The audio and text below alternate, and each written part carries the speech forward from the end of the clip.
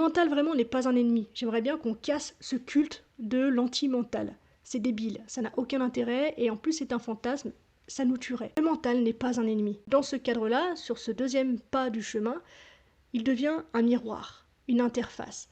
Ce n'est plus lui qui te possède, c'est toi qui le tiens doucement dans ta main avec bienveillance. Penser juste, ce n'est pas arrêter de penser, c'est apprendre à penser depuis un espace d'équilibre. C'est ne plus laisser la pensée prendre toute la place ni s'accrocher à elle comme à une vérité absolue.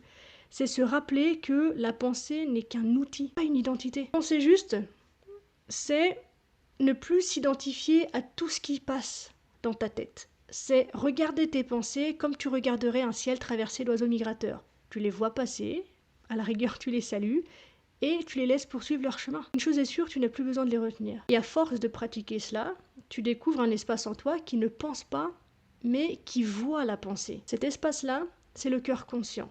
Le témoin silencieux qui ne juge rien, mais qui comprend tout. Tu connais sûrement cette locution célèbre de Descartes, cogito ergo sum, je pense donc je suis. Mais la pensée juste t'apprend l'inverse.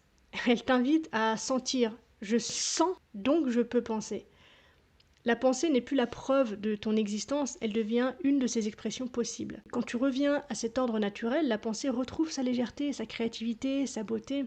Elle redevient ce qu'elle aurait toujours dû être, un courant de conscience qui joue, qui relie, qui invente. Alors seulement tu commences à voir différemment.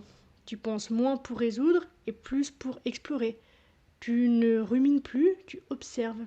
Tu ne conclus plus, tu t'ouvres. C'est à cet endroit précis que naît la pensée vivante, celle qui ne juge pas mais éclaire, celle qui ne se répète pas mais écoute avant de répondre, celle qui ne veut pas convaincre mais comprendre. Et plus tu avances, plus tu sens que penser juste n'est pas une gymnastique intellectuelle, c'est un art de la nuance, un art du vivant, un art du discernement tranquille. La vraie sagesse ne supprime pas la pensée, elle l'apaise, elle lui rend sa juste place.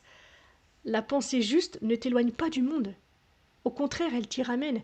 Elle te permet de voir sans te perdre, d'agir sans t'aveugler, de choisir sans te trahir. C'est une pensée reliée au corps, au souffle, à la sensation d'être vivant. Une pensée enracinée dans la terre et ouverte au ciel. Une pensée qui sait s'effacer quand l'évidence se présente. La pensée naît du silence et retourne au silence, comme la vague retourne à la mer.